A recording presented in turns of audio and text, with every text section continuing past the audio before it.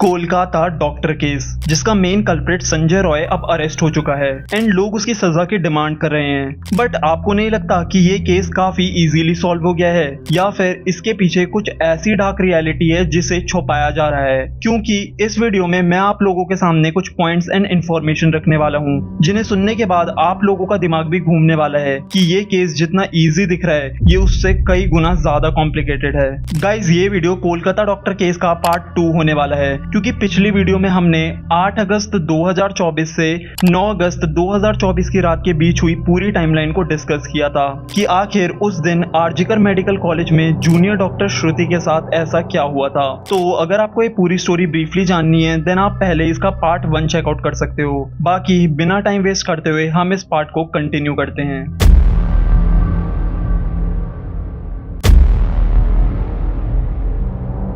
तो जैसे कि आप लोगों को पता होगा ही कि 9 अगस्त 2024 की सुबह 7:30 बजे एक वर्कर को सेमिनार रूम के अंदर जूनियर डॉक्टर श्रुति की बॉडी मिलती है, जो कि बहुत ही ज्यादा बुरी हालत में थी। उनकी पूरी बॉडी में जगह जगह से ब्लीडिंग हो रही थी, जिसे देखकर साफ पता चल रहा था कि उनके साथ जबरदस्ती की गई है। But still RG Kar medical college and hospital के प्रिंसिपल संदीप घोष एक असिस्टेंट सुपरिटेंडेंट से बोलकर डॉक्टर श्रुति के घर फोन लगवाते हैं, जहां उनके पेरेंट्स को ये बताया जाता है कि उनकी बेटी ने लिया है, जो कि रॉन्ग इन्फॉर्मेशन थी। जब डॉक्टर श्रुति के पेरेंट्स उन्हें देखने हॉस्पिटल आते हैं तो उन्हें 3 घंटे तक रुकने के बाद भी अपनी बेटी से मिलने नहीं दिया जाता। आखिर क्यों? हम जब जाते हैं वहाँ हमको 3 घंटा खड़े रखा।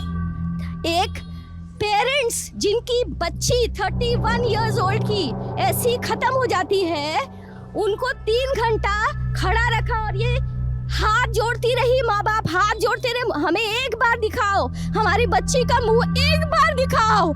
हमको नहीं दिखाया गया। हालांकि जब बाद में ये बात रॉन्ग प्रूफ होती है तो संदीप घोष का अपने स्टेटमेंट में कहना था कि ये सब श्रुति की इररिस्पॉन्सिबिलिटी की वजह से हुआ है, क्योंकि वो इतनी रात को अकेले क्या कर रही थी।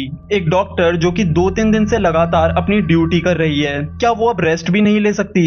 और श्रुति सेमिनार रूम में भी इसलिए जाती है क्योंकि इस हॉस्पिटल में डॉक्टर्स के रेस्ट लेने के लिए कोई अरेंजमेंट ही नहीं था। तो अपनी गलती एक्सेप्ट करने की जगह ये इंसान उसका ब्लेम भी डॉक्टर श्रुति पर ही डाल देता है। जब डॉक्टर श्रुति की प्रीलिमिनरी रिपोर्ट सामने आती है तो सबका दिल दहल उठता है, क्योंकि ये एक नॉर्मल एंड केस नहीं था, बल्कि उनके साथ काफी ज्यादा ब्रूटैलिटी की गई थी।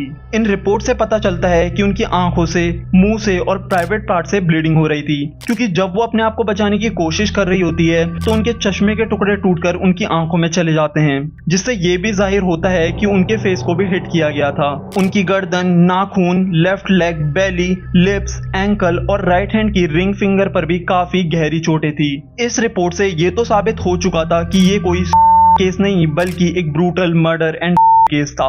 ये पता लगने के बावजूद भी हॉस्पिटल एडमिनिस्ट्रेशन की साइड से सबसे बड़ा ब्लंडर ये था कि क्राइम सीन को सील ही नहीं किया जाता, जिसकी वजह से fingerprints and DNA samples collect करने में फॉरेंसिक टीम को दिक्कत हो। ऐसा ही कुछ सेम सीन आरुषि तलवार मर्डर केस में भी हुआ था, और उसी के चलते आज तक वो केस प्रॉपर्ली सॉल्व नहीं हो पाया है। संजय रॉय, जो कि था तो एक सिविक एम्प्लॉय, बट फिर भी उसे बिना रोक टोक कहीं भी जाने दिया जाता था। पूरे हॉस्पिटल में बातचीत होने की वजह से वो पेशेंट्स को एडमिट करवाने और बेड दिलवाने के लिए दलाली का काम भी किया करता था। इवन पुलिस फोर्स में न होने के बाद भी वो खुद को पुलिस ऑफिसर बताता था, और अपनी बाइक पर भी उसने कोलकाता पुलिस का स्टिकर लगा रखा था। संजय रॉय के पड़ोसियों ने बताया कि उसकी 4 शादियां हुई थी, जिनमें से 3 उसके अब्यूजिव बिहेवियर की वजह से टूट गई, और उसकी चौथी वाइफ की लास्ट ईयर कैंसर की वजह से डेथ हो गई थी। बट स्टिल इस टाइप का बिहेवियर और बैकग्राउंड होने के बाद भी कभी उससे क्वेश्चन नहीं किया गया। जब ये सारी न्यूज बाहर आने लगी और लोग आरजीकर हॉस्पिटल के प्रिंसिपल संदीप घोष से इस बारे में क्वेश्चन करने लगे तो उन्होंने रिजाइन दे दिया।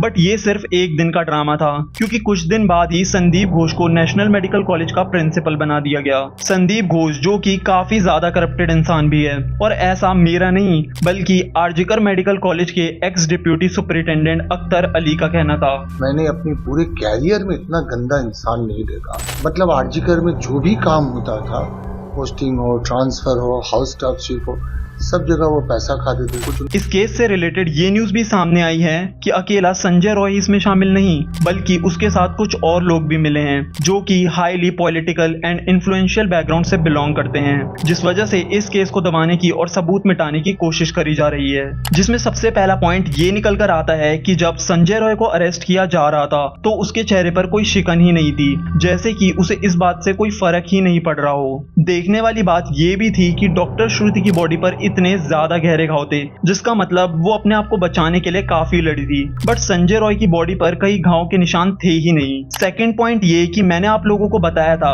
कि जिस वक्त संजय रॉय ने डॉक्टर श्रुति के साथ ये सब किया उस वक्त वो काफी ज्यादा नशे की हालत में था, और आप लोगों को पता होगा ही कि नशे में इंसान का अपनी बॉडी पर उतना कंट्रोल नहीं होता, और डॉक्टर श्रुति इतनी भी वीक नहीं थी कि वो इस जैसे अकेले नशेड़ी इंसान से अपने को ना बचा पाए। थर्ड पॉइंट ये कि जब डॉक्टर श्रुति के साथ ऐसा दुष्कर्म किया जा रहा था तो वो अपने आप को बचाने के लिए चीखी चिल्लाई भी होगी, एंड ये सब हॉस्पिटल प्रेमिसेस में हुआ था जहां पर ज्यादा शोर शराबा भी नहीं होता, तो कैसे किसी ने उनकी आवाज नहीं सुनी। आपकी नॉलेज के लिए बता दूं कि ये हॉस्पिटल इतना ज्यादा बड़ा भी नहीं था कि यहाँ पर आवाज दूर तक ना जा सके। फोर्थ पॉइंट ये कि पोस्टमार्टम रिपोर्ट्स आने के बाद पता चलता है कि डॉक्टर श्रुति के पेल्विक गर्डल को तोड़ा गया था, क्योंकि जब उनकी डेड बॉडी मिली थी तो उनके दोनों पाँव 90 डिग्रीज एंगल पर थे, एंड डॉक्टर्स के अकॉर्डिंग इस हिस्से को तोड़ पाना एक इंसान के बस की बात नहीं, स्पेशली वो इंसान जो कि नशे में हो। ऑल्सो जब डॉक्टर श्रुति के साथ ये सब किया जा रहा था तो उनके मुंह को भी पक्का हाथ से कवर किया गया होगा ताकि उनकी आवाज ज्यादा ना सुनाई दे। तो आप लोग खुद इमेजिन करो कि how is it even possible. Fifth point ये कि डॉक्टर श्रुति के प्राइवेट पार्ट से 150 ग्राम सीमन मिला है, जो कि एक इंसान के हिसाब से काफी ज्यादा है, क्योंकि डॉक्टर्स के अकॉर्डिंग एक normal human body 15 gram of semen he produce कर सकती है। ये सब पॉइंट सुनकर आप लोगों को भी समझ आ गया होगा कि या तो इस केस में संजय रॉय के साथ और लोग भी मिले हैं, या फिर किसी और को बचाने के लिए संजय रॉय को मेन सस्पेक्ट बना दिया गया है। बट सिर्फ इतना ही काफी नहीं था, क्योंकि अभी रिसेंटली में एक वीडियो लोगों के सामने निकल कर आती है जिसमें दिखता है कि इस सेमिनार रूम के पास वाले टॉयलेट और रेस्ट रूम में रेनोवेशन का काम शुरू कर दिया है। ये केस अभी तक सॉल्व भी नहीं हुआ और हॉस्पिटल बिल्डिंग में क्राइम सीन के पास ही रेनोवेशन का काम शुरू हो जाना, क्या इसमें आपको कुछ सस्पिशियस नहीं लगता? जब कुछ लोगों ने इस पर आवाज उठाई तो इस काम को रोक दिया गया, बट कुछ ही दिन बाद एक ट्रक में 1000 से ज्यादा मॉब्स आते हैं जो कि पीसफुल प्रोटेस्ट कर रहे डॉक्टर्स की जगह पर तोड़फोड़ करने लगते हैं।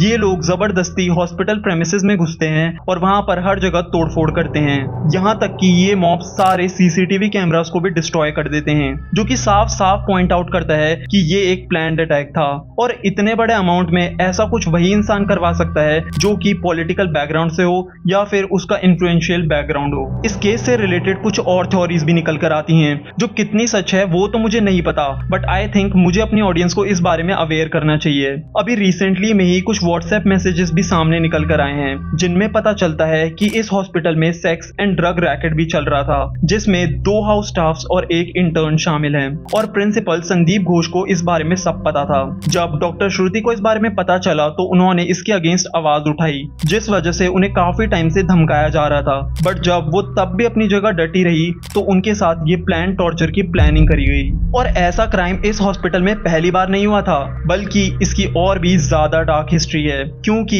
ईयर 1999, 2001, 2003, 2006, 2012 एंड 2015 में भी कुछ स्टूडेंट्स ने इसके अगेंस्ट आवाज उठाने की ट्राई करी, बट उन्हें या तो करने पर फोर्स कर दिया या फिर उनका मर्डर कर दिया गया। एंड ये इन्फॉर्मेशन मुझे ट्विटर से मिली है, तो प्लीज कोई भी कमेंट सेक्शन में हेट स्प्रेड मत करना।